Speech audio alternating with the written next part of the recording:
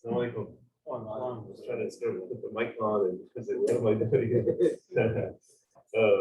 Just like standard practice of behavior. So my name is Zahir. I'm director of the Video Center in Northridge. Our offices in Northridge, the larger Los Angeles branch. And this is our dear brother and guest. We have two special guests actually today. Our brother and our guest, Mr. Tabari, Zahir. He is, I'll tell you a little bit about it in a minute, but we have more special guests with other judges with us today here. They made a long trip out. Together. So Allah bless them for taking the time and to expend this knowledge. And I came today myself as a student. I came specifically to listen.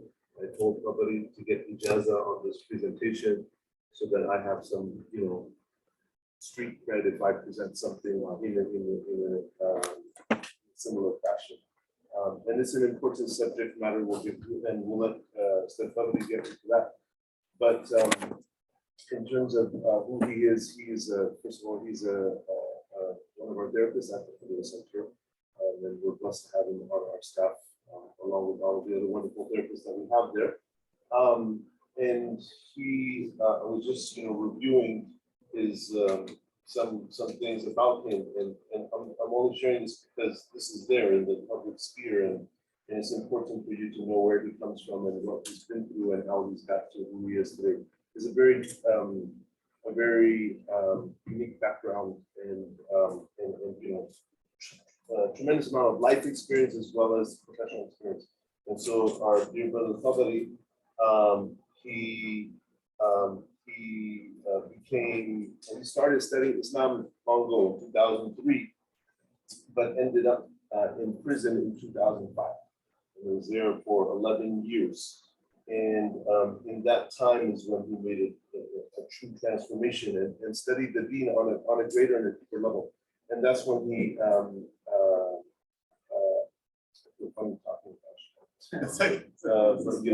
that's what we do. And this is when he also intersected with the Taiba Foundation. And the Taiba Foundation is his main work, and it is extremely important work in the community. The Taiba Foundation, they work on educating incarcerated Muslims on the deen, and are the premier sort of institution out there that's taken foot in this space, and then he's one of the beautiful shiny products of that organization. And then he joined the Taiba Foundation. I mean, he's the director, the program director at the Southern California branch of the Taiba Foundation, which is way out in Moreno Valley. So alhamdulillah, he's doing tremendously important work with the Taiba Foundation, and we're just happy to have him with us also additionally on our staff at the Video Center. So without further ado, and I was looking at his bio because I was interested, and this mashallah, this is what really was just refreshing to read, right, and to see what people can strive for when they have a strong desire. That is associate's degree. After he exited from prison, he got his bachelor's degree in the Arabic language, literature, and culture, and then he finished his master's degree in social work, and similar to myself. And so he's gone a long path, and he's still moving, and still educating himself, and so we're blessed to have him with us here today. And we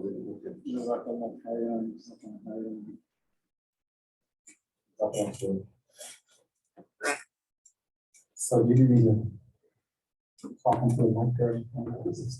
Save your voice. All right. أعوذ بالله من الشيطان الرجيم. بسم الله الرحمن الرحيم. الحمد لله رب العالمين. وأفضل الصلاة والتسليم على سيد الأنبياء والمرسلين وعلى آله وصحبه أجمعين. اللهم انفعنا بما علمتنا وعلمنا ما ينفعنا وزدنا علما. والحمد لله على كل حال. So I actually was going to cover some of that. in the slideshow. So I gotta figure out how to use this. All right. No. Okay, there we go. All right. So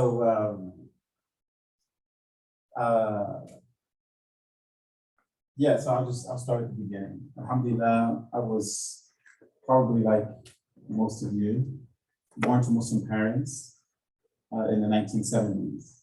My father became Muslim in the early 1970s. He met my mother, he gave her the deen, and I was their first child. He had a few other children before me, but I was their first child. And so alhamdulillah, I grew up in a Muslim household. As a matter of fact, I did not go to public school until the fifth grade. So I went to a Muslim school all the way up through the fifth grade. And I want to give you this background, not to glorify my background, but to show you, number one, like step by step, the games that Shaitan will play with you. But despite that, if you make tawbah, then Allah subhanahu wa ta'ala will guide you and he'll help you. Okay? And so yeah, that's me right there, blue belly.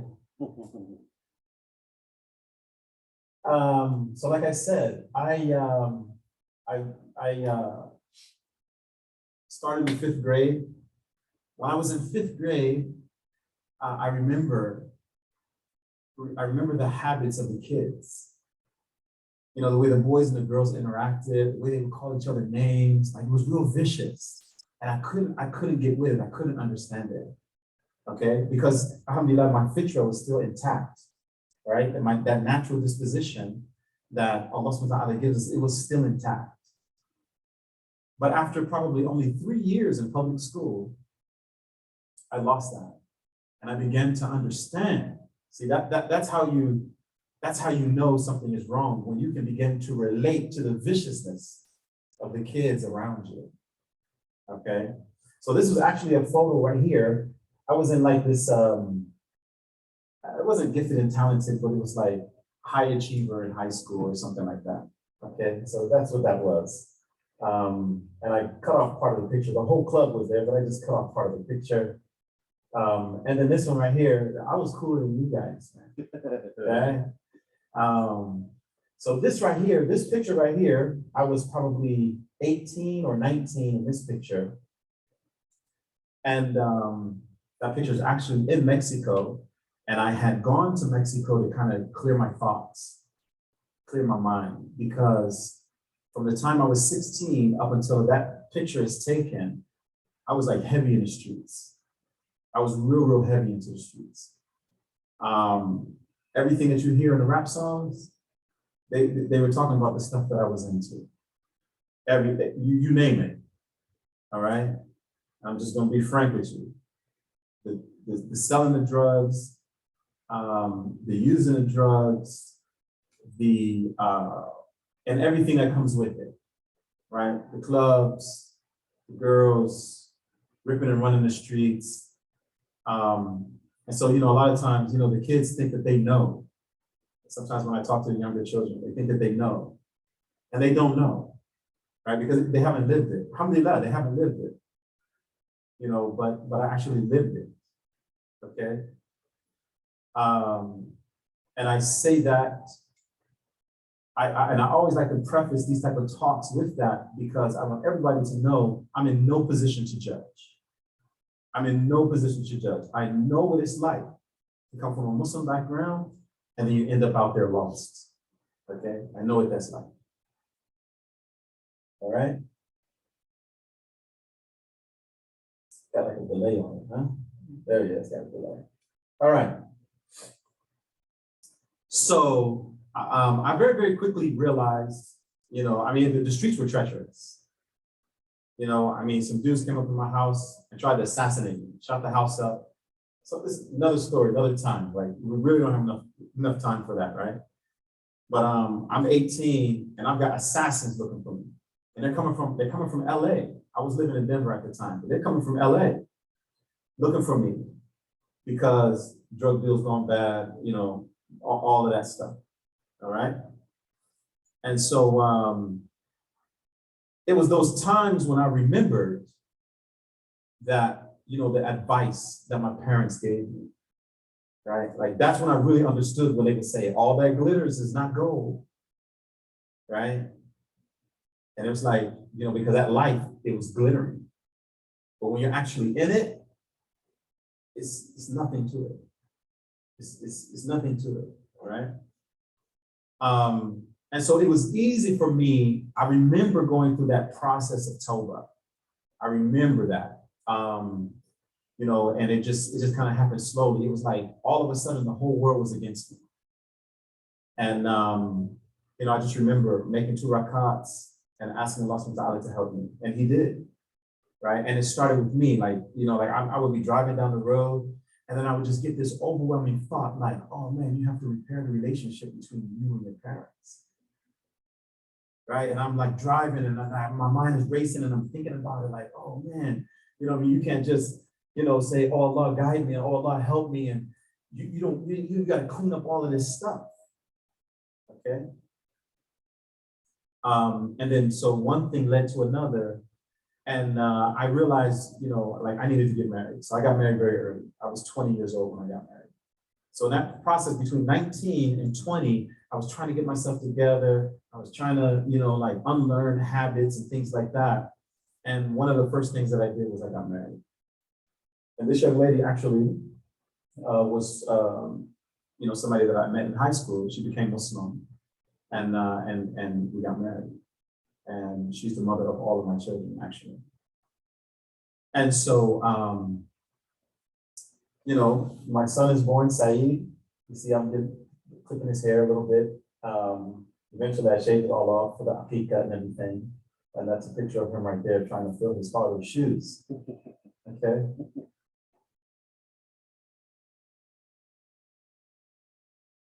Okay. So, where are you from? Your family background, where are you from? Pakistan. That's where that picture was taken right there. I was up in the mountains in Murray. You know where Murray is? Yeah, that's where I was. So alhamdulillah, in my early 20s, so by, you know, I moved back out to California. I was about 24. Alhamdulillah, I was able to, you know, through a scholarship, able to, you know, I learned when I was young, I learned like Ayatul Kursi. I was introduced to reading Arabic when I was about 13, things like that. But I didn't really take it serious. And there was not really a community around me to help me and to guide me to take it serious until I came back out to California. When I came back out to California, it was like 2 things happened at one time. Number one, I was going to up to the Bay Area, and at that time they didn't have Zaytuna College; they had Zaytuna Institute. So I started attending Zaytuna Institute. So this is 1998. About 1998. I'm attending Zaytuna Institute, and so I'm being introduced to you know the ulum sharia, the Islamic sciences, right? And it's, you know, it's kind of like now when I look back at it, alhamdulillah, I was interested in it, but it was overwhelming, you know, to sit down with scholars and, you know, some of them don't speak English, so there's a translator and things are lost in translation. And, you know, you're not really understanding like the isnad and all of these different things. But I had enough love of Allah and His Messenger, sallallahu alaihi wasallam, to go to Pakistan. They, you know, I was offered a scholarship to go and just, you know, study ulum al-Quran, learn some tajweed, and learn how to read Holy Quran correctly. And so it was about 3 of us. We went, and it was a beautiful experience. That was in 1998. I actually went twice in 1998. And so, yeah, I you know, I've been to Lahore, I've been to Karachi, I've been to Islamabad, Rawalpindi, yeah. And I forgot all the words now, but I had learned some Urdu and things like that, but alhamdulillah, so that's what that was. So, you all should probably know Imam Zayd Shaker. He's one of the professors and co-founders of Zaytuna College. But I remember sitting with him at Zaytuna Institute before it became a college, learning some, basic fiqh and things like that, okay? And then this photo right here is, I was in Morocco. I went to Morocco in 2000, maybe, yeah, about 2000. And it was mostly business, but I did have a chance to sit with a few scholars and practice, some Arabic and things like that there, okay? So what happened, right? That's the ID that they give you in prison. So between 2000 and 2004, when I was first arrested, like a lot of stuff happened. The first thing, being totally honest with everyone, I wasn't practicing what I was learning. That's the first thing. The second thing is that I didn't understand that tawbah has to also be accompanied by purification. Okay, this is very, very important, and it's always a part of my message. Is that it's like this: if you're in a house and the house is burning, it's on fire. When you put the fire out, that's like tawbah, but there's fire damage. You've got to clean up the fire damage. Very important. And what Shaitan does is like, this is almost 10 years away from the time that I spent in the street.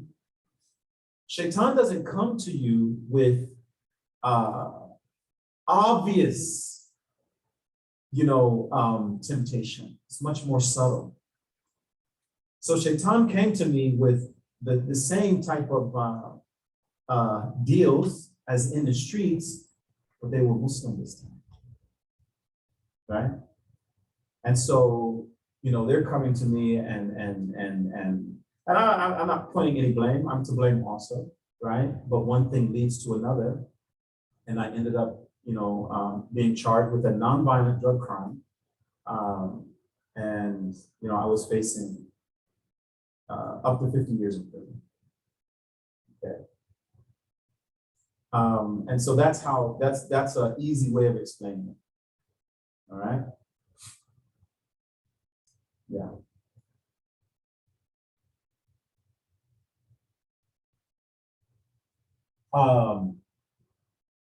Yes, I had a real slow delay on so this is so now I'm in prison. So I actually caught my case in Philadelphia. And I don't know if you know anything about Philadelphia. Anybody been to Philadelphia before? It's a lot of Muslims in Philadelphia. And so in the federal holding facility, on a unit of 120 people, there's 60, 70 Muslims in there on any given day. All right. And so it was like, it's kind of like that eased the transition into jail and into prison. But it was still very, very difficult. One of the things that I started doing immediately was I started teaching, because alhamdulillah, I had some access. I had some, I already had like a working knowledge of the Islamic sciences. I understood the framework. And I was in there with brothers who they didn't have any idea. We're all facing, some brothers are facing life in prison, some brothers are facing double life in prison. And there's just things that are missing. Like, how do you make tawbah? How do you pray? How do you, read Arabic, things like that. So immediately I started working. And one of the things that I realized real fast was that there was no curriculum, right? There was no curriculum. There was no way of learning and studying the deen, in its width and its depth, right? To be able to study all of the subjects at a deep level.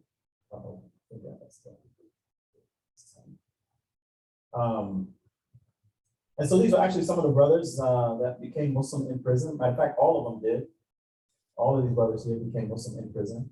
I actually gave him Shahada, the big one with the lollipop. Actually gave him Shahada from North Carolina. You know, it was just an experience. You know, it was an experience. I went to trial. I lost trial, and the judge gave me 210 months. Right? Like it doesn't sound that bad, right? Like 210 months. And then you start calculating it up, and it's like, what? 17 years. You know. A lot of people don't like Obama, but for me, Obama was a blessing, alhamdulillah, because you know he did some maneuvering in the you know, in the White House that actually got almost 5 years shaved off of my sentence, right? 6 years shaved off of my sentence. So in other words, if you didn't have a violent crime and you weren't part of a gang and things like that, you could go home. So some people don't like him. I'm all right with it, right? I'm all right with him, okay? So then, Is there a way to manually do it? Huh?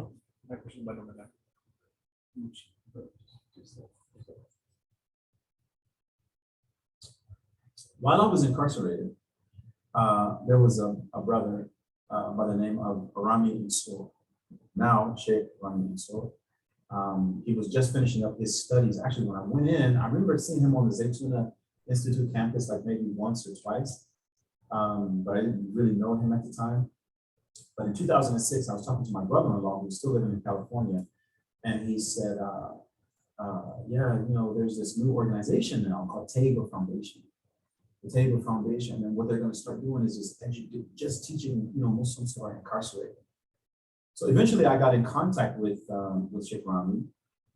He had finished up his studies in Mauritania. I think he was there for 8 years, or going back and forth at least for 8 years. And you know, he just noticed that some of the brothers who had been through incarceration were actually more studious, right? Like they really gave themselves over to the studying and you know, while they were incarcerated and when they came home. And so he dedicated an organization just for educating them. And mashallah, like I remember when we started, they would send me copies of texts in the mail when we first started. And you know, but alhamdulillah, he made himself available. We could call him. We could either call him or other people that he assigned different duties to ask complicated questions, get our questions answered, so that the teaching could go on in prison. Because the way it works in prison, so for example, I did 16 months in Philadelphia, and I did the rest of my time in Southern Georgia. All right. That was a blessing too, and it's a long story. You know, inshallah, one day we can get into that. But if you have one learned brother in prison, he can teach 100 brothers. And it's not like out here on the streets, where you hope people come to the ta'aleem, you hope people come to the it's not like that, right? You're gonna have 75% of the brothers showing up. They want it. They're coming to learn. Okay. So on the yard that I was on, it was about 100 brothers there out of about 1,100 people.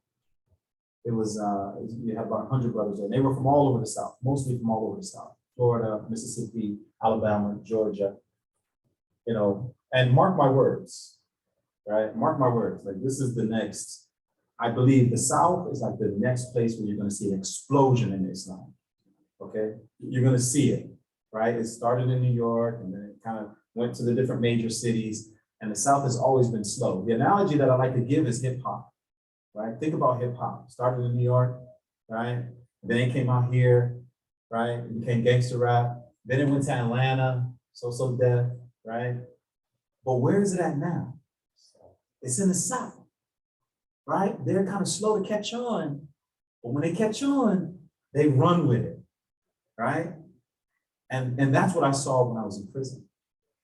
Because I used to, very ignorant. I didn't understand that just because people talk like this and that, and I thought there was something wrong with their intelligence. No, that's just articulation. These brothers were very intelligent, and it was things that they would think about the deen that would attract them to the deen and keep them in the deen, that it was just like you would never even think about. You would never even think about. And so I saw that happening because I was there for about, I was down there for, it was about 9 years. And, I was at 2 different facilities, and it was the same thing. Like when they took it, they took it, they took the dean. And so as they start producing scholars in the South, watch what I'm telling you. Watch what I'm telling you, okay? Side note.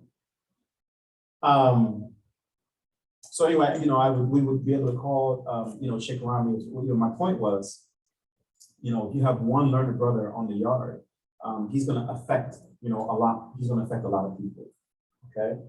So the work that they were doing was very, very important. It was very, very important. As a matter of fact, this is how myself and Amin, this is how we bonded, actually. We had some differences at first, but it was over the table curriculum that we really, really got tight and really, really bonded. We began to see eye to eye on a lot of things. So, alhamdulillah, eventually I came home 2016. I was still studying. And alhamdulillah, Taylor picked me up like right away. And they asked me to write this book, actually, right here. Which alhamdulillah, so this is Sheikh Rami right here. Sheikh Rami on your left. And Sheikh Nabil Afifi, he also studied in Mauritania. And they founded Table Foundation. So that's up in the office, up in the Bay Area, Union City, okay? This book right here, Introduction to Islam with Practical Examples and Advice for Muslims in Prison. So Sheikh Rami brought me like an outline of some ideas that he wanted for a book and everything. And he said, do you think you can like make it into an actual book? And so it took about a year, maybe 14 months. And alhamdulillah, I've been blessed to be able to, write that. And from what they tell me, that the academic instructors, like it's the most, it is the most delivered part of the curriculum. And it's important. Why? Why is it important? Because we have over 10,000 students now. Table Foundation. I like to brag. I like to say we have the largest circle of knowledge in the country. We have the largest circle of knowledge in the country. Okay. And so as you can see, we have over 20 courses. Maybe 2 or 3 of them are secular, so that even non-Muslims can benefit from Muslims. But you can see a person can actually study the deen.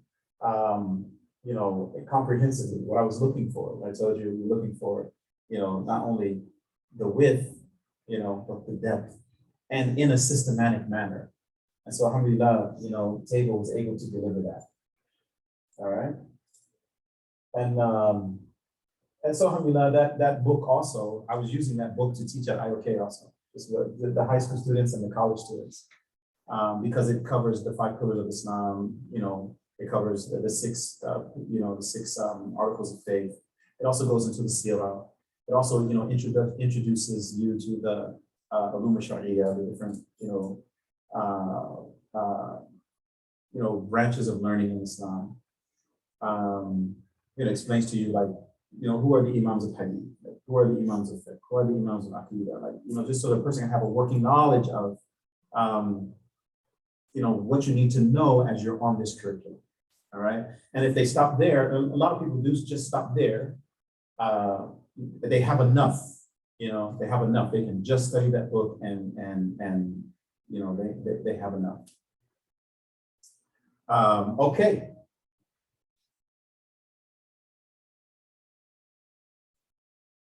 So this is the work that I'm doing now. This is at our center right here in San Bernardino. So as Sheikh Suhail told you, I am a therapist. And that's, I also administer, counseling, therapy to the formerly incarcerated in San Bernardino, okay? I probably see about maybe between 20 and 30 clients a week. And the vast majority of them have substance abuse problems, right? Hence, the ability to be able to explain addiction, how it looks, how you treat it, et cetera, okay? And so, these are, like in this picture right here, there are about 7 Muslims in this picture right here. All of them are formerly incarcerated, all right? And the others are non-Muslims because, we work with Muslims and non-Muslims there, okay? And then this is me right here with the client right now.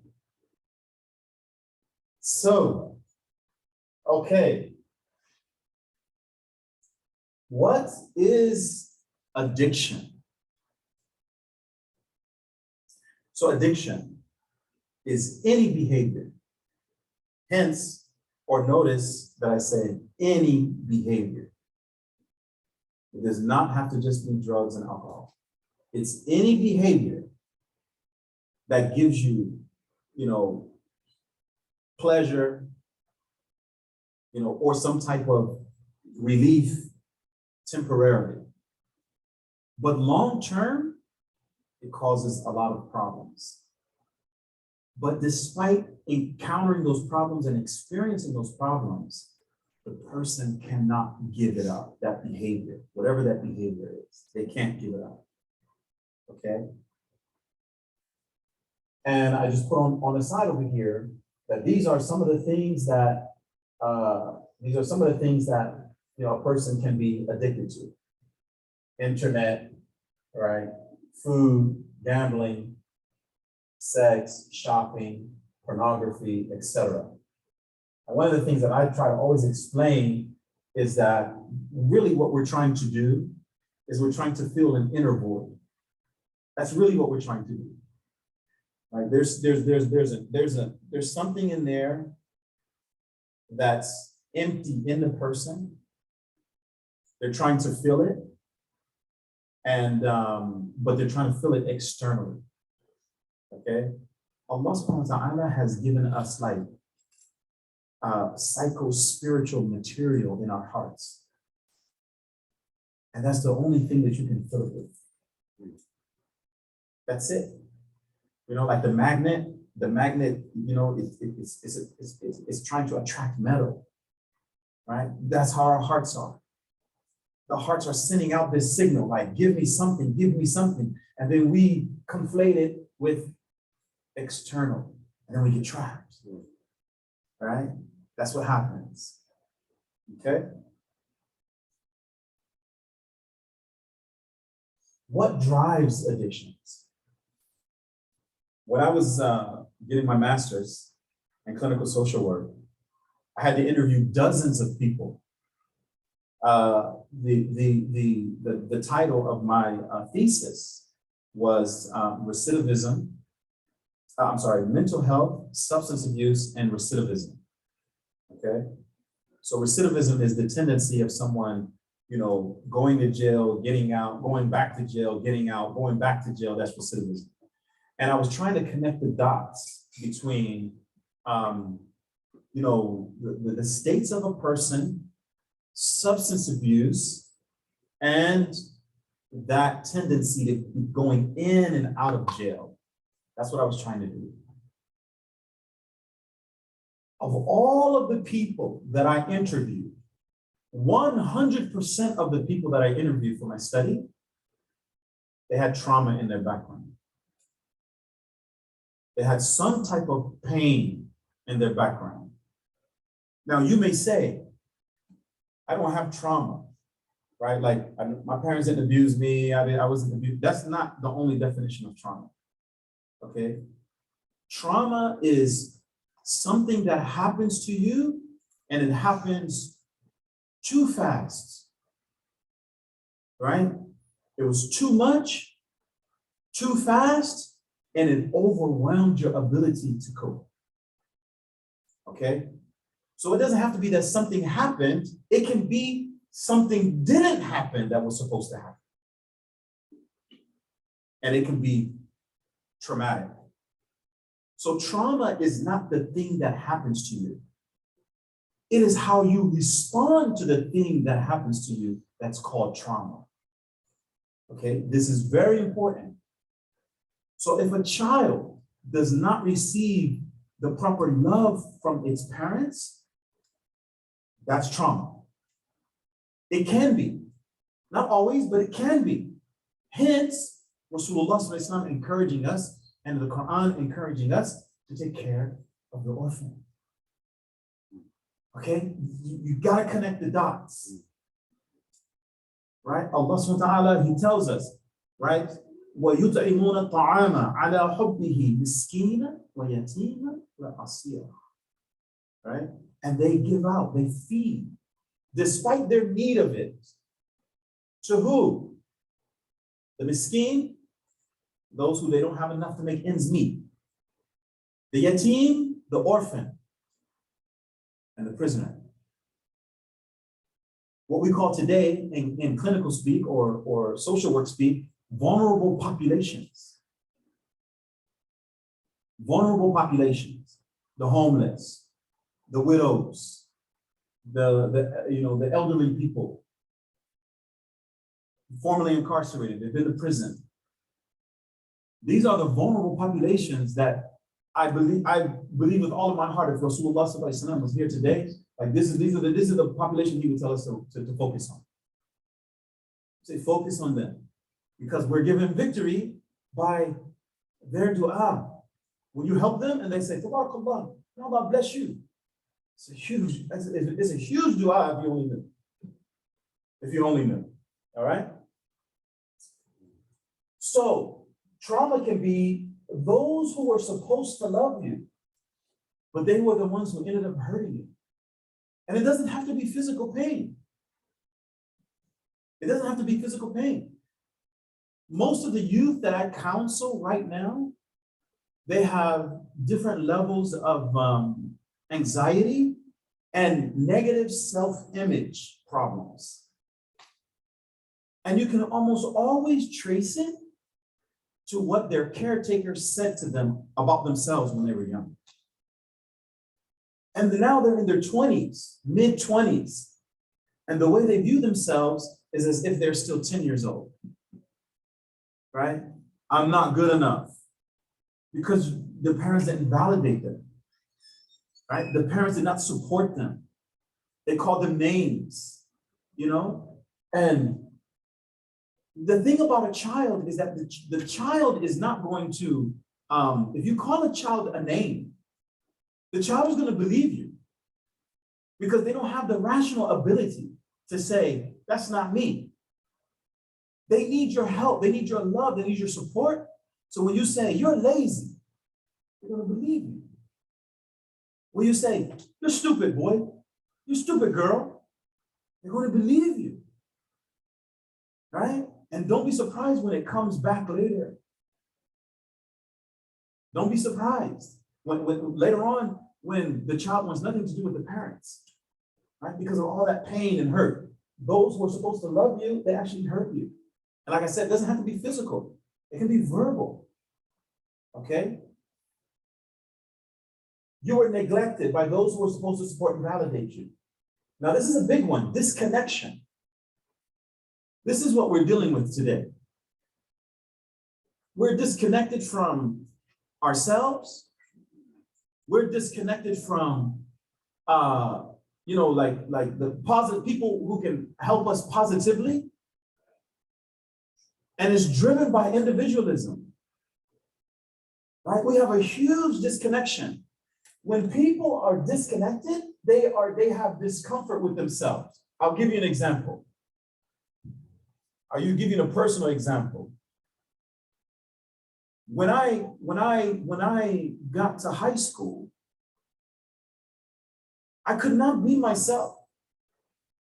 The real me was the fifth grader who went into school And I couldn't understand why when girls walk by, the guys would turn and stare. I didn't understand that, right? It took me years to understand it. But once I understood it, I'm disconnected from my real self. That's not me. You know? And in order for me to fit in, I had to completely unplug from my real self. And so eventually it was like, okay, I have to go home and try and be a Muslim.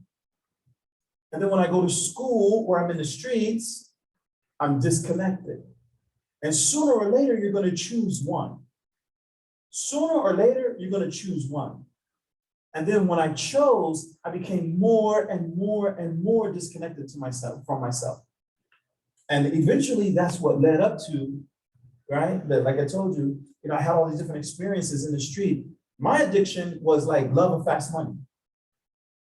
I mean, I had 30 grand in my hand by the time I was 18, 30 grand. What can you tell me? I'm 18, I got 30 grand, I can do whatever I want. I'm not worried about school, I'm not worried about curfew, I'm doing me. If I want to go to Vegas tonight, I'm going. If I want to go to LA tomorrow, I'm going.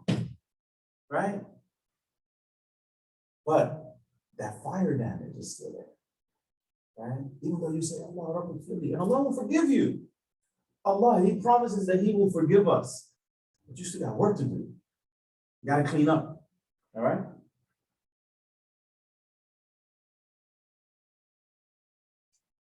So when it's too painful to be ourselves, we cover it up. That's what happens.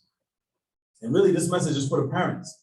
So the parents can understand, like, what happens, when we don't have the institutions to help our children maintain their iman and their fitrah. They become separated from themselves. They have no choice. They have no choice. Okay. Now they're not going to say that. They're not going to say it. You're going to be rebellion in the household. They're going to make decisions based on their nafs, right? Nafs al-ammar bisu, that commanding self, that's the impulsive self. That's how you'll see it. That's how you'll understand it, right? And this is another side note. One of the things that we're trying to do right now at Table Foundation is that some of the gifted brothers and sisters that come home from prison, because we have a lot of sisters too, right? A lot of sisters come home from prison too. What we're trying to do is like set up like a mentor program. All right? So let me explain to you like this. Hip hop music is the largest genre of music in the world right now. It passed rock and roll like years ago. So it doesn't matter who you are, right? You're gonna be exposed to hip hop music, especially the kids. If I ask them, like, who's the hottest rapper right now? They're gonna know. I remember one time I was giving the same type of talk to some parents, and to some of the parents, but the children were there too. I think the boy was only like 9 years old. And I was explaining to them, one of the parents was like, no, I don't think so. I looked over at the 9-year-old boy. I said, who's your favorite rapper? He started running. I just stopped looking at him. I just looked back at the brother like, you don't understand. I understand, right? And so these brothers and sisters who have been to prison, they've already lived that life. And they've made tawbah from it. And now they have the wisdom that has come from it. Like the Sahaba, radiallahu anhu, right? They lived, many of them lived a life of ignorance. And so they were able to easily distinguish between truth and falsehood, right and wrong, good and bad, because they had already experienced the bad. All right? And so now they're what we call credible messengers. They come and they can speak to the youth, and the youth will listen to them because they have the experience. They're not the imam sitting on the minbar saying, don't drink, don't use drugs, don't, right? And the imams need to do that, right? But it's much more powerful when it comes from somebody who made $1 million selling drugs and lived the life of getting drunk and partying. And then he comes and says, man, don't do that. It's much more powerful. The kids are like, wow, you know, oh, yeah, okay, I get it, you know, and then they start asking questions and they want to pick your brain and they want to know, how do I deal with this and how do I deal with that? And because you've been through the system, you've experienced that fall, and you may tell what you're not judging. There's no room to judge. Okay, so like I said, that was a side note. Excuse me. Okay. Time frame. Something else that drives addiction. Spiritual deprivation. Okay. Now, if you're talking to a Muslim, it's easy to figure out.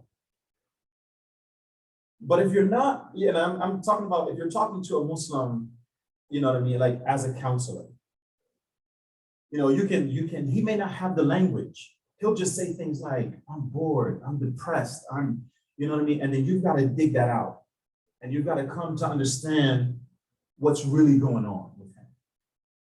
But if he's not Muslim, this is how it's going to sound.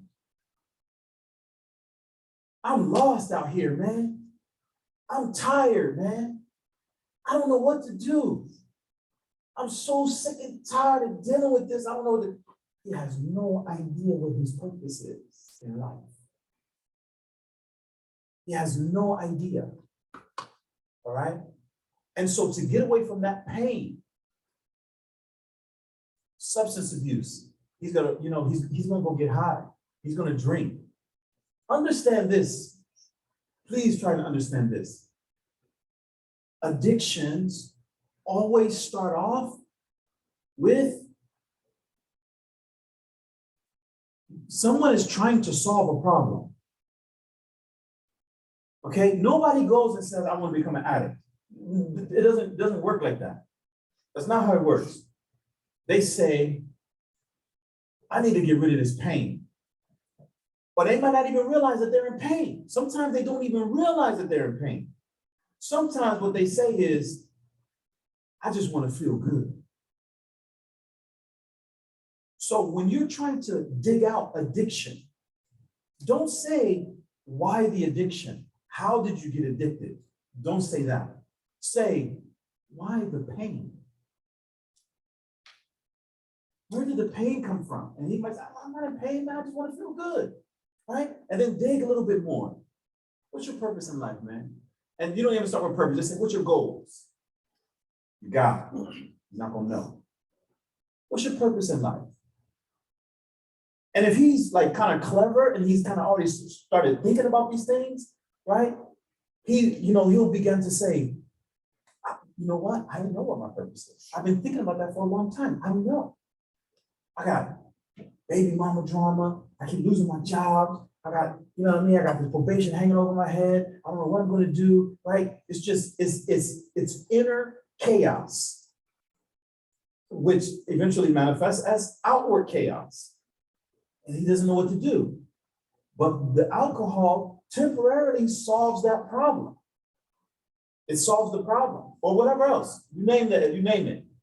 We got a crisis right now, San Bernardino and fentanyl, methamphetamines, it's a crisis right now. All right? So, this spiritual deprivation, what's my purpose? What is the meaning of my life?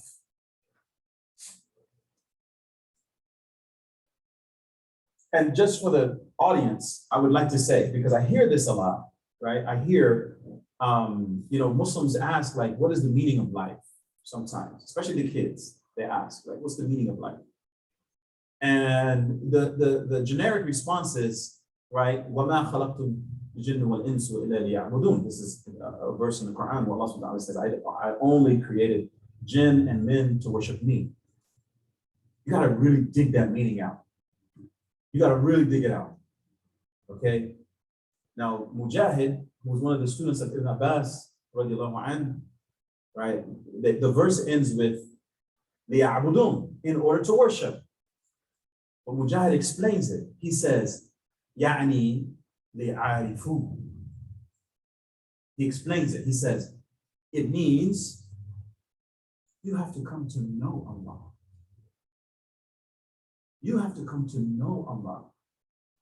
So each and every one of us, we have the capability, we have that Adamic potential of coming to know Allah beyond just the 99 names. Like the 99 names is the beginning, but you have the capability of coming to know Allah intimately, experientially. You have that's your birthright. That's your birthright. But I digress. That's a different football, right? So a sense of despair which comes from dislocation. Who's dislocated in this country? Start with the American Indians. Okay, because the prisons are filled with minorities. And it just depends on where you are at in the country. All right, if you're in the South, 70% of them are going to be Black. If you're like Northwest, like Idaho, South Dakota, North Dakota, they're all American Indians. They fill up the jails, okay? And, and a lot of the migrant workers, because a lot of alcohol problems and things like that, that dislocation, it causes this pain.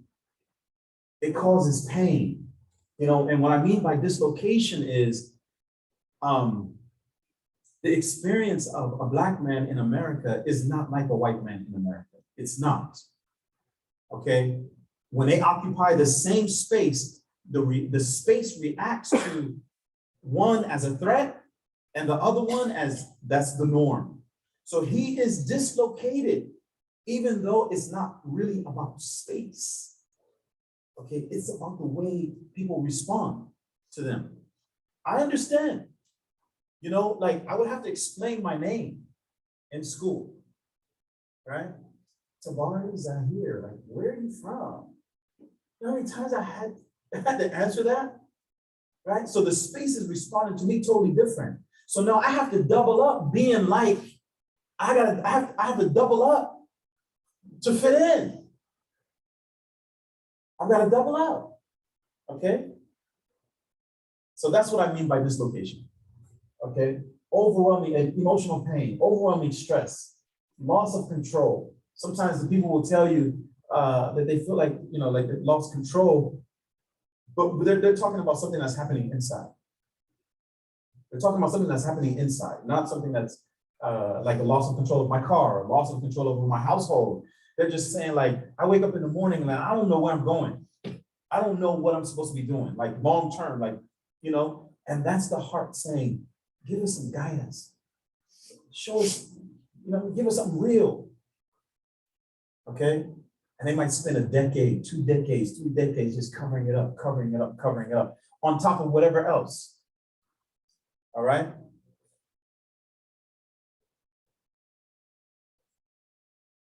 Modernization. As more and more Muslim countries modernize, like Indonesia, Malaysia, Brunei, these places like that, as they become more modern, they begin to have a lot of the same problems that we have. Okay, because modernization, it comes with speed, and you begin to neglect your tradition. You know what I mean? Like your history is what happened yesterday or last week. Your history is no longer what happened over 1,000 years. What has worked for you, your people, your tradition over 1,000 years, it becomes, your history is what's on your iPhone, right? The pictures you've taken in the last 3 years, okay? And that's what begins to happen, and so all of the problems that come with that, from individualism, which is is independent. We think that we're independent of the collective, which is the breakdown of tribe, family, society, right? It becomes about, and if my daughter's watching this, I always tell her this. Sometimes sometimes she thinks that, like she can't be held responsible. She's not responsible to the collective, meaning like the family and it's like, no, you can't do whatever you want to do. You can't say whatever you feel. Okay, all of that has to go through a filter of Quran and Sunnah. All of it does, but we lose sight of that. And then, now, isolation, loneliness, more fear, more stress, more pressure, and less support for young families. I'm a therapist. So people disclose things to me that they may not disclose to a non-therapist. The young people, they have an enormous amount of stress on them now today. And they don't have the support system that they might have back home, traditionally that they might have. So you have a young couple, they get married, and the mother has to take care of the kids, and she doesn't have any help, and she has all these expectations on her from her husband, and he's stressed out because he's working 60 hours a week, and and all of this is the way the work is set up, the way how you're paid, how your money is coming, all of that adds to that stress and that worry, and that goes back to modernity, industrialization. All right. So just to get a break, it starts with the hookah lounge, right? And then the hookah lounge leads to something, and then that leads to something, right? And before you know it, you're hooked. All right. I didn't even talk about the industries. I didn't even go into the industries, right? Who they study psychology to separate you from your money and to separate you from your hearts. All right. Like they have a vicious campaign. The cigarette companies, right? They are an industry, and they play a powerful game to get you hooked. The alcohol industry, you name it, even the medical industry, like with the the opioid crisis, like especially is hitting hard, like in Central America, the heartland of America, hitting them hard. But who okayed that? Who went in and gave doctors incentives to issue these opioids? Who did that? Who helped write the laws? And they set up lobbies in Washington, D.C. to make that happen. The medical industry. They're trying to separate you from your money and from your hearts. So you have to be aware of what's going on. Otherwise, you'll be a casualty. All right? And this is an actual article, How the Modern World Makes Us Mentally Ill. It's called, the name of the website is called, hold on a second.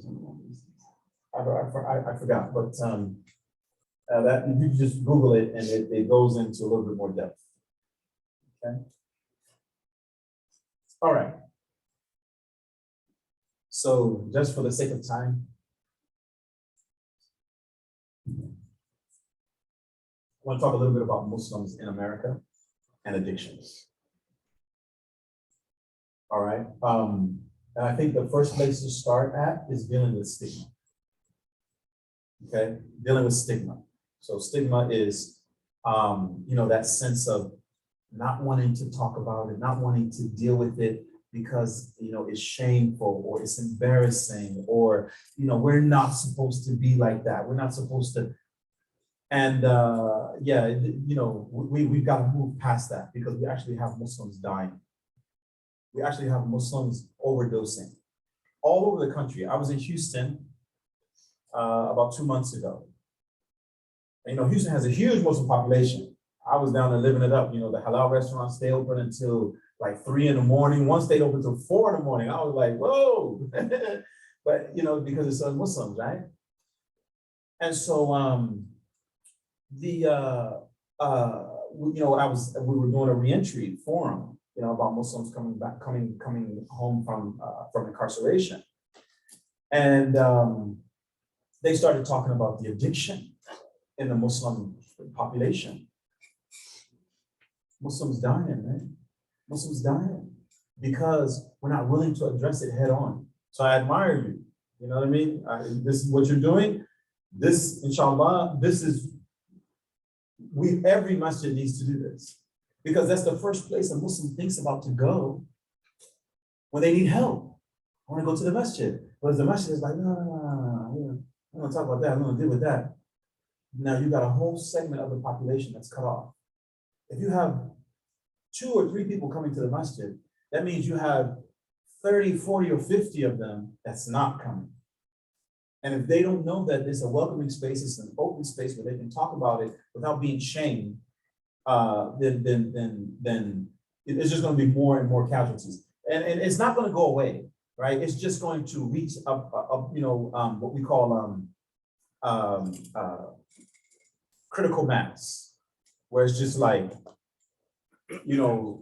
it's affecting everybody's household and there's no escape, right? So we can ward that off. All right. So the hadith. Anybody know the story of Nu'ayman? Nu'ayman was one of the companions of the Messenger of Allah sallallahu alaihi wasallam. And without going long into his story, but he had an issue with alcohol. And so he was brought to the Messenger of Allah sallallahu alaihi wasallam more than once, for an alcohol issue. And there's 2 riwayah. There's one narration where Rasulullah sallallahu alaihi wasallam, he says, don't help shaitan against your brother, because another one of the companions said, like, la'na alayk, like, shame, may you be cursed. Why do you keep coming here with this? Right? Kind of like what we might say, like, brother, just go pray more. What's your problem? Why do you keep doing this? Your family's wanting you, right? But we're shaming him and we're pushing him into a corner. That's not what Rasulullah sallallahu alaihi wasallam said. What Rasulullah sallallahu alaihi wasallam said was, don't help shaitan against your brother. Don't help shaitan against your brother. And in another tradition, he said, when the companion cursed him, he said,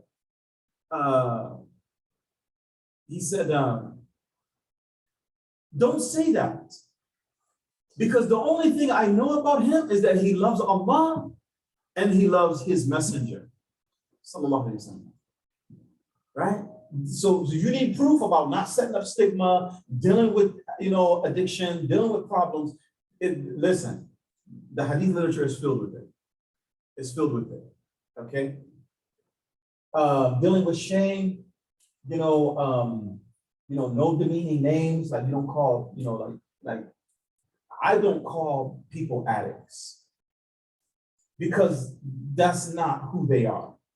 Allah subhanahu wa ta'ala tells us who they are. لَقَدْ خَلَقْنَا الْإِنسَانَ وَلَقَدْ كَانَ لَكُمْ وَلَقَدْ كَرَّمْنَا بَنِي آدَمَ. We have ennobled the children of Adam alayhi salam. That is who that is in front of you. Even if he has fallen down into addiction, it's like a diamond that falls into the dirt. It's still a diamond. The potential is still there. We just have to help them and clean it up, right? So we don't call them demeaning names. We deal with those struggling with mercy. I'll give you another tradition. So if we want to talk about, pornography. It's a problem. It is a problem. I mean, this is the first time that human beings. So that's what it's a problem, right? Okay, that's on the table. It's a problem. Have some sympathy, have some mercy for people who are dealing with this, because especially the youth, Why? This is the first time in human history where they have had, where you have access to millions of naked women in the palm of your hand. It has never happened before. So it's new to them and it's new to us. All right, there's a natural attraction between the sexes. And the reason why people fall into that is number one, because they're overexposed. And number two, is probably something else lacking there. Some type of connection. There's, there's a connection that's lost. Okay, and so like we really, really have to have some sympathy. We really, really have to have some mercy when we talk about this, when we deal with this. All right. But you may say, oh, there's nothing in the hadith about that. But there actually is. The young man came. This is Abu Umama is the narrator. I put that there to jar my memory. And I believe that it is recorded by Imam Ahmed. It's in the Musnad of Imam Ahmed. So a young man came to the Messenger of Allah sallallahu alaihi wasallam, and he declared his love for fornication. He declared his love for it. And the companions around the Messenger of Allah sallallahu alaihi wasallam, what they said, yo man, shut up, man. What are you doing? Shut up. Right? That's what happens if you come into the masjid. Right? Like, oh, we don't want to deal with that. We don't want to talk about that. No. Right? But Rasulullah did not, that's not how he dealt with it. The first thing he did was, he told the young man, come close. In clinical work, we call this engagement. So he told him, come close, so that you have to engage the client, so that the client knows you're concerned about him, you're getting ready to give him some good advice.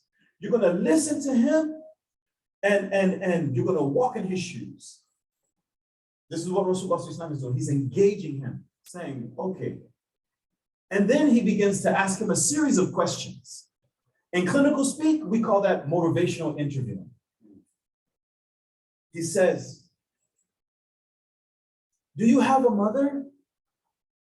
The man says, yes. Then he says, would you want someone to do that with your mother?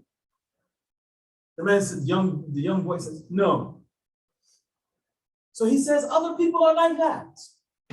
Like they don't want nobody coming messing around with their mother neither, man. They don't, nobody wants that, right? And then he starts asking him about his other female relatives.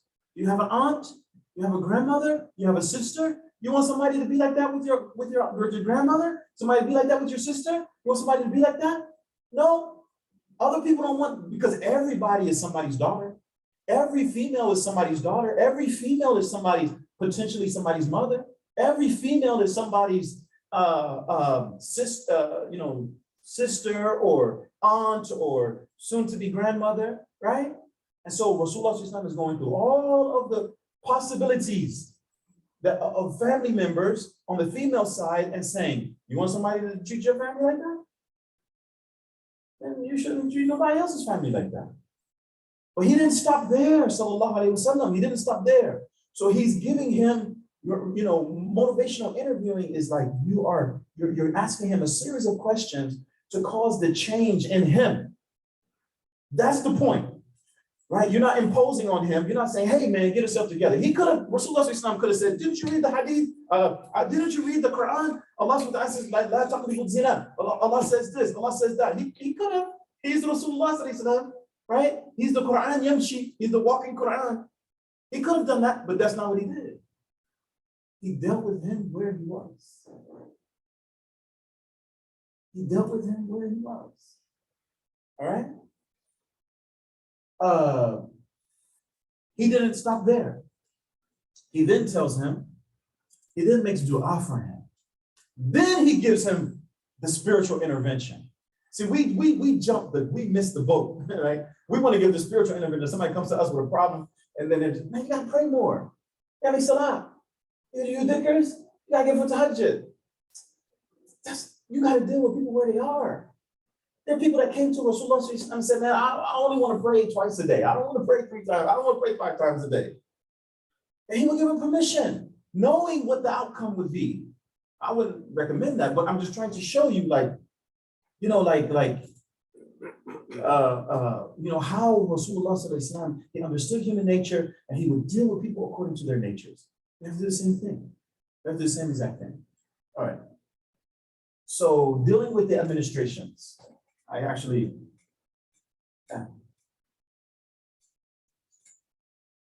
okay. All right. You gave it a mic. You gave it a mic. I love the mic.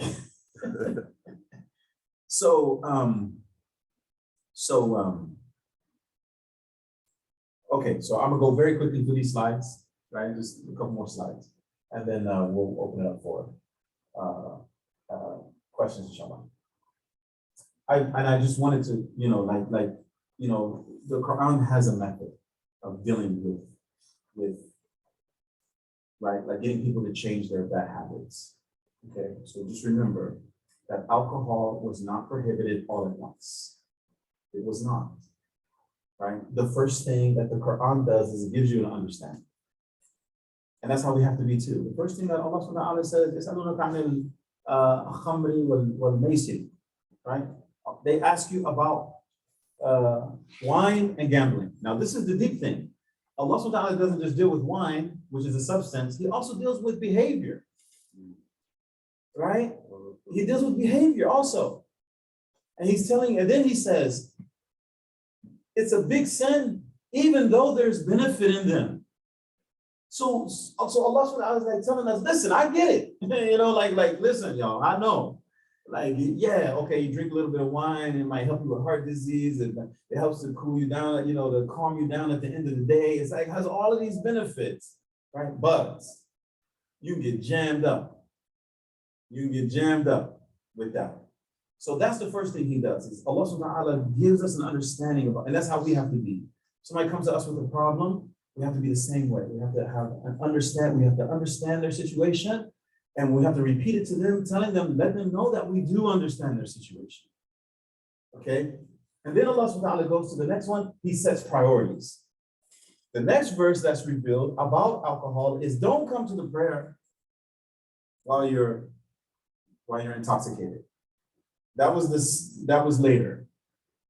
Okay? Sahaba was one of the Sahaba, he was reciting Quran, but he was mixing the words. So that's when that verse came down. So now Allah subhanahu wa ta'ala is setting the priorities. And we have to do the same thing. Somebody comes to us with a problem, after you have an understanding and kind of let them know that you understand and you show that you understand, like help them to see the priorities. Right? It could just be dunyawi first. Like, what about your family, man? What about your wife? What about this? What about that? Right? Let them see. And set the priority. Allah subhanahu wa ta'ala is setting the priorities, like making sure you get your prayer in is much more important than you getting high, man. Right? Okay, and then lastly, Allah subhanahu wa ta'ala helps us to move forward by completely, right? Don't drink. Okay, and Aisha radiallahu anha, Sayyidatna Aisha radiallahu anha, she helped us to understand. She said that if Allah subhanahu wa ta'ala would have came with the prohibition first, they would not have given it up. Okay? So that's how we have to be. We have to use the same method. Hey, look, we have to be understanding. We have to help them set their priorities, do some motivational interviewing or some encouragement, and then, help them to move forward. All right. I think this is the last slide here. Okay, so how do you now action items, right? For a person who really has an addiction, they want to overcome it. I just basically summarized, a methodology. Number one, sincere intention to change. You have a sincere intention to change. There's two ways of looking at it. Number one, Allah subhanahu wa ta'ala, he said that Allah doesn't change the condition of the people until they change that which is in their own selves. And that starts with intention. Like, I'm going to do this. And you can do it. Okay? You can do it. How do we know? Because Allah does not charge a soul more than it can bear. All right? So it's there. You can do it. Okay? And then educate yourself. Like maybe some, understand why has Allah prohibited this? What are the spiritual and the physical harms that come from different things? I can go on and on and on about that, but and then what are the harms that come from in the dunya, and what are some of the harms that may happen in akhirah? SMART goals. This is the acronym is SMART. SMART. You set realistic goals for yourself. They have to be specific. Okay, like right now I smoke 3 joints a day. I'm only going to do 2. Right, that's specific. It's measurable. It's true. Okay, is it achievable? Can you actually do that, or are you setting yourself up for failure? Right? Is it relevant? Like, is this actually going to help me achieve my goal? It's going to help me improve my condition, and make it time bound. Like I'm gonna do that for 3 months, right? Then after I'm going to cut down to 1, okay? And relapse is inevitable in most cases. Like 90% of people who try and change a goal, try to change a habit, they fall back, right? They fall back. It's okay. Get up and do it again. That's what Tawbah is all about. That's what Tawbah is all about. Man, you're gonna mess up. You're gonna make mistakes, all right? Mentors. You got to surround yourself with people who love you, people who are going to help you, people who are going to, and alhamdulillah, that's what I've gotten from Sheikh Rami, from Sheikh Suhail here, right? People who give you sound advice. You got to surround yourself with people like they actually love you and they'll give you sound advice. It may be a family member, it may not be. But try to find out somebody who's like sincere. They won't shame you, they won't expose you, put your business in the street. And try and use them as a springboard. Okay. Tawbah, make istighfar. Tawbah is for major sins. Istighfar is for minor sins. But just make it a habit. Wallahi, I'm speaking from experience. When I got to prison and I understood the enormity of what I had done, and I understood it.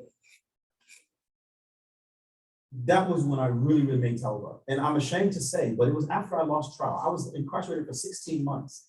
And for 16 months, I had not really made tawbah. I hadn't really made tawbah. It was when that sentence came crashing down that it was like, no one can help you. Illallah, right? Except for Allah. And then that's when it was like, okay, now you got to clean up. And then Allah subhanahu wa ta'ala helped me that whole way. So that's the tawbah. But throughout that process, you got to be doing istighfar. Like, istighfar drives out the crud from the heart. You ever change oil in your car? Down at the bottom of the pan is like all that sludge. Hey, that's what This is a different generation. I don't change your own oil now. Hey, you this, you still do. All right, we got one. Right? So that sludge that's down at the bottom, that's what comes out of the heart when you are constant in istighfar. Like it pushes it out, right? So that things can work spiritually. They can work correctly spiritually. All right. And then just do good deeds. You do those good deeds, you do something small, and Allah subhanahu wa ta'ala will pay you back in such a way like you can't imagine. You can't imagine, And like I said, I can go on and on and on about that, but good deeds wipe out bad ones. My last message, do not despair of the mercy of Allah. I don't care who you are, I don't care what you've done, I don't care how many times you've done it. You know what I mean? Don't despair of the mercy of Allah. Don't despair of the mercy of Allah. Some of the greatest of our ulama and awliya, right? Some of the friends of Allah, they started off as gangsters, man. Fudail ibn Iyad, he was a stick-up boy. He was a stick-up boy, right? Not just him, Sahaba, some of the Sahabas, Abu Dar al-Ghifari, stick-up boy. Like he'll walk up on some Arabs out in the desert and at knife point, take everything they had. Right? I don't care what you've done. I don't care who you know what I mean? Like, don't put Allah in your little box of what you think is mercy. His mercy is greater than that. Was yeah, like it's over, it's fully encompassing. And all you have to do is say, Robert for you know, to come, Ya Allah, please turn to me. I'll stop right there. Any questions?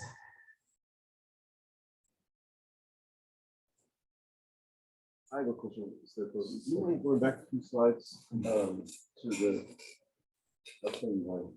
Hopefully you don't see that slide fast. One more, right there. So, you know, what drives addictions and the spiritual deprivation aspect of it. A non-Muslim, or somebody who's not connected, let's even, you know, expand the definition of faith, although Islam is the faith, but Right. for the purpose of, you know, understanding this phenomenon. What is that? What are the implications of this for somebody who's not Muslim? When they try to leave addictive behaviors, they don't even have a construct of the purpose of life to begin with. You, as an addiction counselor, you superimpose, you know, general ideas of, you follow where I do. I can't articulate all the way. Right. So you know, with someone who is if they're Christian, it's a lot easier, right? But if they say they don't believe in God, period, right? Then I don't try to superimpose on them. What I do is I come generally and I try to get them to see that the universal law is what goes around comes around. Okay. So I'll start off with asking them, like, what are your goals? Right? And then they'll say, oh yeah, I want to do this, I want to start this business, I want to do that. Okay. Like, what are you passionate about? Like, what are you really, really passionate about? Because what I'm trying to get him or her to is contributing to themselves and to humanity in a constructive way, good, with the understanding that if you do good, like if you put out good, the only thing you're going to get is good. But if you put out bad, watch out. So I give it to them like that without mentioning God, things like that. That's how I do it. So I start work with, you know, and if they don't have a clue, then I walk them through those steps. I say, okay, what's your passion? Oh, I love doing such and so, so and so. Like, what would you do if you didn't, if you never got paid for it? As a matter of fact, you lost money while you were doing it. What would you do? Okay, now how can we use that for the betterment of mankind? Right? I'm trying to set them up for meaning, to have deeper meaning in their life. Right? Okay, now what are the skills that you have to get to make your passion, you know, beneficial to mankind, and you're the expert at doing it? And sometimes it takes a little bit longer, but when the light goes off, people are like, thank you, like I get it, you know, like I'm only thinking about myself, you know what I mean? But we're not disconnected, we're interconnected, you know? And so, and hopefully, you know, as they start seeing that working with mankind we're all one family, and then hopefully then they can say, okay, well, who do we owe for this family? Hopefully, that's how I approach it. And then follow-up question out of curiosity: do you find working in the field of addiction that it's easier to work with Muslims because there's already a construct there that they have some sensibility about, even though they may be far removed from, and you're helping them get back to that, and that just helps channel the, does that make a difference? Yes, it does. So the working with Muslims, the hardest thing is getting past the shame and stigma. That's the hardest thing. It slows down the process. It really, really slows down the process. you might have to have 10 sessions with them before they really start telling you what's really going on and where they're really at because of the shame and because of the stigma. And that's the reason why I wanted to put emphasis on that. Like we have to work to get rid of that shame and the stigma of addiction. We have to work really, really hard. For non-Muslims, it's much easier. Like they'll just come in and they've been waiting to just dump this on you. Yeah. They've been waiting to dump it on you. They have nobody else to talk to, and they're gonna come and just let it go. I mean, Ya Allah, right? But that's the difference that I see with Muslims. But to answer your question completely, once you get going, once you can actually get down to the root of the issue, and then yes, it's much easier. It's much easier to work with the Muslim. To work with the Muslim, as long as some other things that has to happen. That I'm starting to realize, like there's a couple of Muslims that's on my caseload, and sometimes they call me 10 o'clock at night, when I'm off, and I did that for them because I know they can't get it from anybody else. Nobody else is going to answer the phone and say, no, don't do that, man, don't do that. Listen, don't do that. Listen, where are you? Yeah. You know what I mean? 2 o'clock in the morning, like I'm going to talk you down. That is the piece that's missing. Yeah. The mentorship, somebody that can, like what in AA they call a sponsor. You got somebody you can call and say, listen, I really, really feel like I want to get high, man. I really, really feel like doing this. And they talk you down. No, listen, think about the goals. Remember the goals we set up? That's the piece that's missing in the Muslim community. Yeah. That sounds like the auxiliary piece that needs to be set up to your core, and then you have your auxiliary team. Exactly. Yeah. I have about 50 follow-up questions, but I don't want to.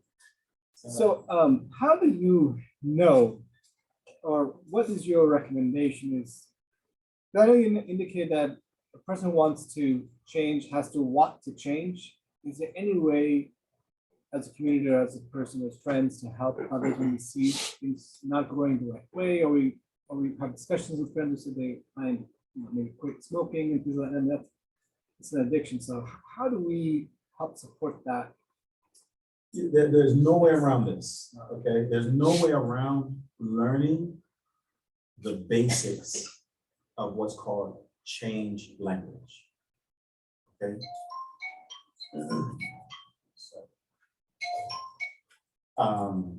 There's no, you have to learn, you're gonna have to learn, like I said, how to engage the person so that you don't say something that chases them away, or you don't say something that is gonna make them regret anything telling you, okay?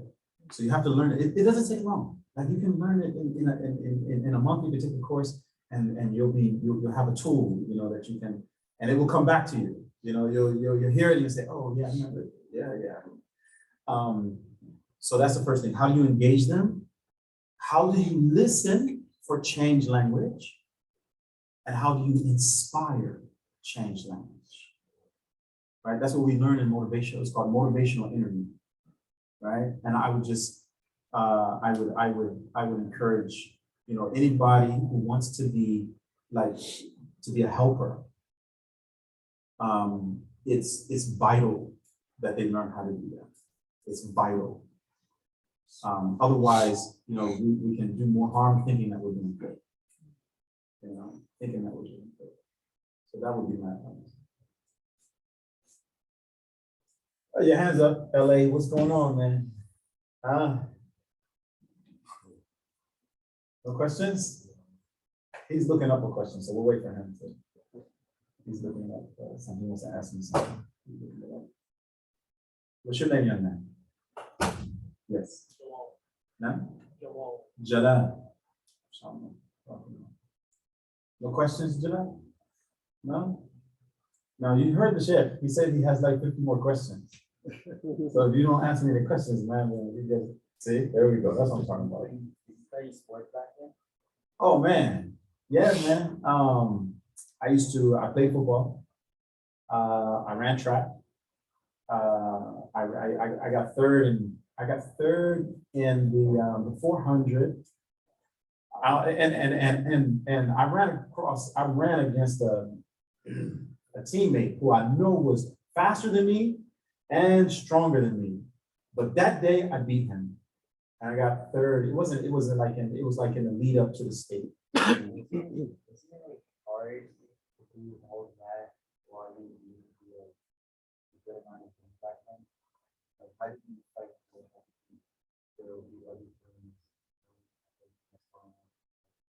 Okay, so yeah, that's a good question. That's a good question.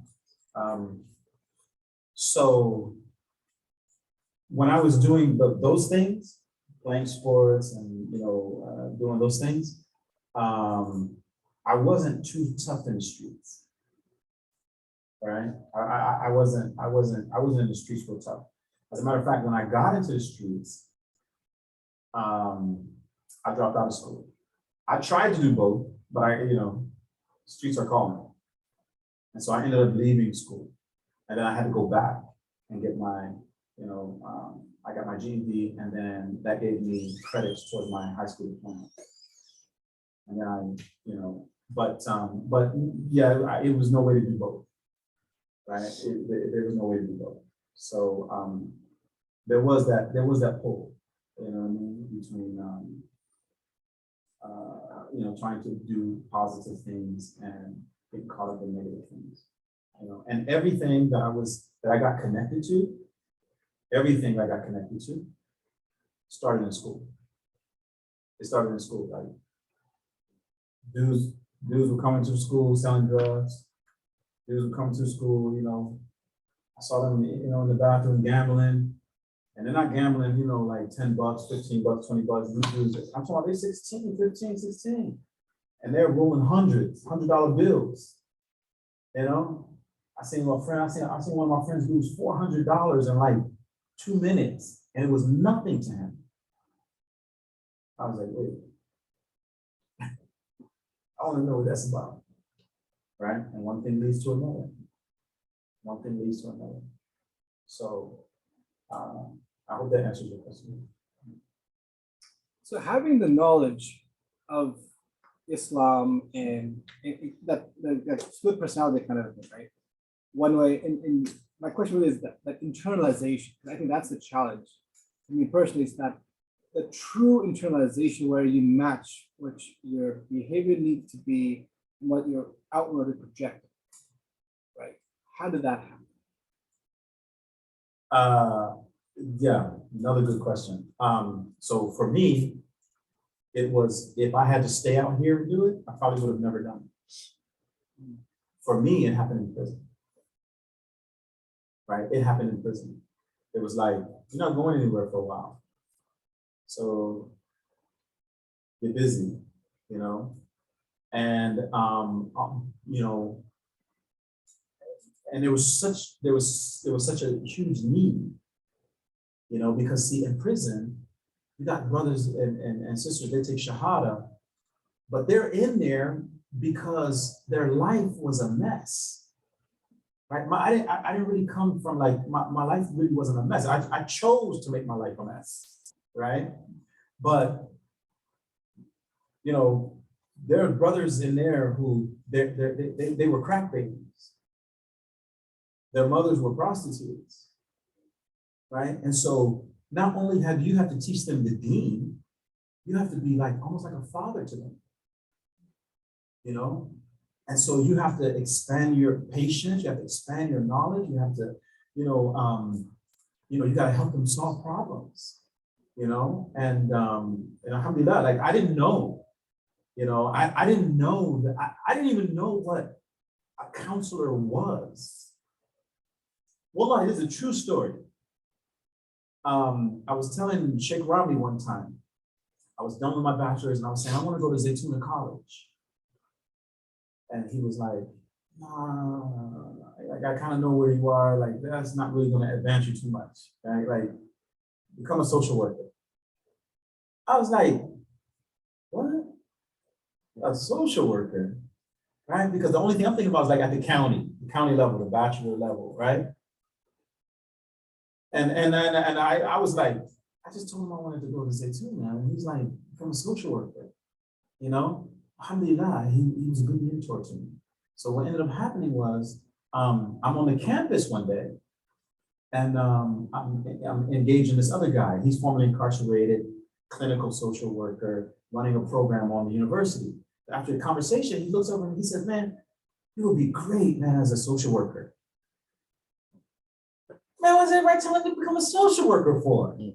Right? It was Tawfiq, actually, right?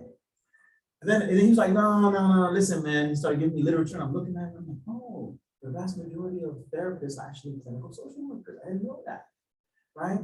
And then when I started learning the different things, I realized that it was, a lot of it you could find in Islam, and the other part, I had been doing it for 11 years anyway. Right, so everything just kind of came together, but it was that good advice, having a mentor, somebody that can tell you what you can't see, what you can't see. And so, yeah, that was a long way of saying, for me, that was prison.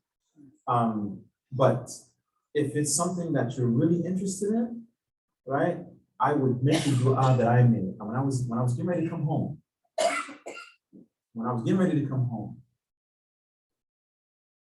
I wasn't expecting this letter, but I got a letter from the judge basically saying, you'll be out in 6 months. What?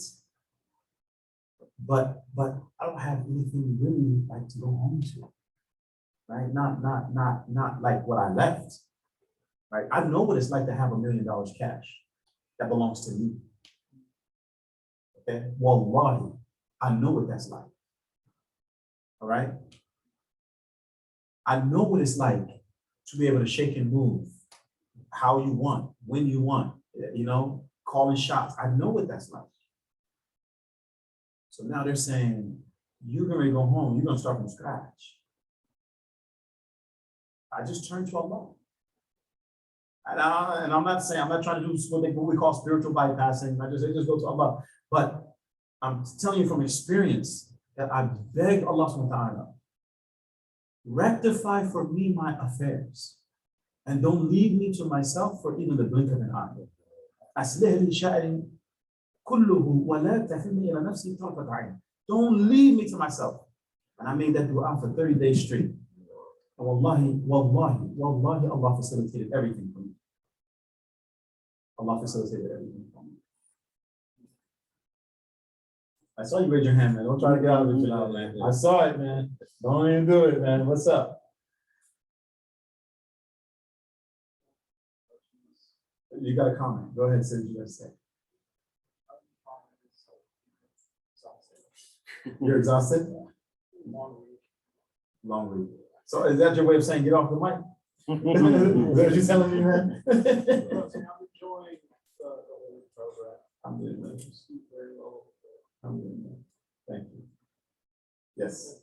Let's say from the prison you didn't choose the path to learn, studious, or just learn the deen at all. Let's say you kept going in a different path. Where do you think you would have ended up?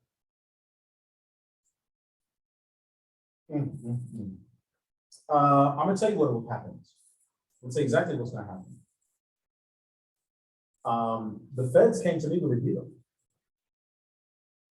But the deal is, you gotta work for them. You gotta snitch, right? Now, who would I be snitching on? Other Muslims, right? And for real, my case would have gotten worse. Possibly, but let's just, for the sake of argument, I would have gotten out early. I would not have learned my lesson, and I would have been back in the streets. And Allah knows best what might have happened. Allah knows best, because the people that I was running with, they were straight killers, man. That's another story, another time. But I've been in rooms. I've been in rooms where, like it was, alhamdulillah, my aqidah is totally different. I know that if you take a life without due cause, you're not defending yourself, you just take a life over a street beef, you got to answer for that, Yawm al-Qiyamah. And I've been in rooms with these guys, you know, they get mad at somebody and they pull out the double barrel shotgun. And the only reason why he's still alive is because I got him in front of the shotgun, like, nah, man, we're not gonna do that. We're not gonna do that. So I would have been out in that environment again. And it would have been crazy because they were like, where's the money? Where's this? No, you gotta work that off. You see, it would have been crazy. So that's what would have happened. That's probably what would have happened. You know, that's probably what would have happened. Yeah, things would have got out of control real quick, and maybe I wouldn't be here talking to you. I think on the next slide, there was a point about dealing with the administrations of our local mosques and stuff in terms of breaking the stigma. I know we sort of glossed over that in the interest of time, but wondering if this might be the right time to revisit it, because I think as a community, that probably is the largest struggle we have to make real progress here. So wondering if you could just kind of touch on that and what we can do to contribute to that progress being made, inshallah. What I was going to say was this: stress to the administration your concerns. Stress to them, right? I mean, they have a executive director, they have a board, they have, you know, plans, and they have things that they have to do. Try to get this on the agenda, right? And really what I'm saying is that really what you want to do is you want to start in the same way you come to the masjid, you need zakat, okay, go over there. You need help with housing, you know, talk to them. You need pantry, talk to them.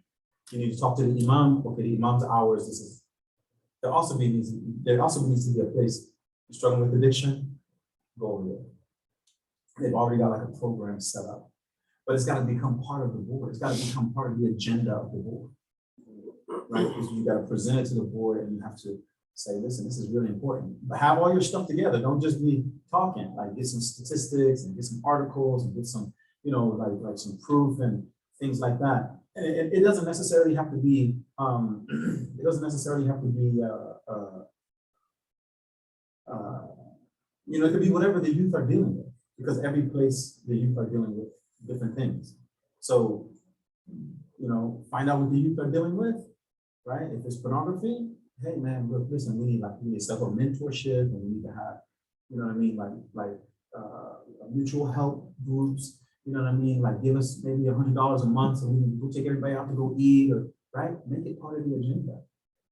You know what I mean? Make it part of the agenda. Be surprised. You'd be surprised. Maybe some of their children, people who's on the board, maybe their children are wrestling with things, and they'll be your advocate. Addiction is one of those things that you rarely hear Muslims speak about. Yeah. It's one of those hidden gems that Yeah. kind of just overlooked. Comment really, it's the analogy you had about fire, where you put out the fire, but there's still a lot of fire damage. Yeah. That struck, you know. Yeah. For example, Ramadan, you put out the fire, but afterwards there's fire. Yeah, Still damage. yeah, it's a struggle more with that. You can't just put paint over fire damage. Yeah. You know what I mean? Every time somebody comes in the house, it smells like smoking here, man. What's going on, you know? But it's cancerous. You gotta clean it. It's exactly, it's hazardous. You know what I mean? And that's just, you know, just dealing with it for 11 years. You know, I was very, very lucky, man. I lost my father, like, he helped me, he inspired me. I remember I was walking down the compound one time, and it just hit me like, you have to get back to a certain point. And it was even told, to this point, you have to get back. It was like, I'm walking, I just got the books in my hand, and it just hit me like, and it was so overwhelming. The truth of it was so overwhelming that I even had to catch my breath, and my heart started beating real fast. You know? And so I just distilled that for you to understand what I went through. I think with to comment off that, there's like I have an immigrant mom and dad, and like the total upbringing where you can't speak to them about X, Y, and Z, you know? Right. So I think that's something, inshallah, when I do become a parent, you can't have that, you know? Yeah. Yeah, be total open channel, and you know. Yeah. I mean, I know. I deal with that a lot. You know what I mean? With not with my mother. Mashallah, my mother, mashallah, she was one thing I can say about her is that when I was going through what I was going through, she never like told me I couldn't come to the house or anything like that. And she knew I was out there, right? She knew I was out there because the police would be coming to the house looking for me, and detectives showing up at the house and stuff like that. And so, you know, but she never like turned away, like never turned me away. There was one time I was 16. Cops brought me home. I was driving a car. They had a license. Cops arrested me, take me home, right? And 2 hours later, right, I left again with my mother crying. I had to go back and ask forgiveness for all those type of things. You know what I mean? So I'm saying that to say that number one, your parents are probably from a different place, different time. So have mercy, right? Like lower the wing. But that's why it's so important for us to set up mentorship. People that have been there, done that, and can contribute, they can help. You know, that's how I kind of see it. You know? And you learn something from that, right? Like you learn something. So like Allah subhanahu wa ta'ala, when Allah subhanahu wa ta'ala wants to accomplish something, he creates the means for that to happen. Sometimes the means is a crisis, right? Like it's a crisis. Like you got all of these kids that, you know, their parents just don't understand, right? The parents just don't understand. So then something else has to happen, like what I talked about, what we're trying to do. You know, like say some of these brothers and sisters that got experience, right? They've been through fire, and now they're coming back to tell you about it. You know, like we need that, you know, and so that's kind of how I see this. So, Thank you for the audience. You know, you remember, but heavy in weight, and the brothers who, you know, took time out of their Sunday afternoon when you could just be doing any random thing. There got to be NBA game going on. I 6 o'clock. later on today. That's why you came. So, anyways, alhamdulillah, it was a blessing having Tabari here. I was definitely educated, and I really have a bunch more questions for him, but I'll bother him some other time. You know, he gets random phone calls from me sometimes, you know. So Allah bless you all, except from you, this striving to learn, and this is a form of absolute knowledge seeking, right? So,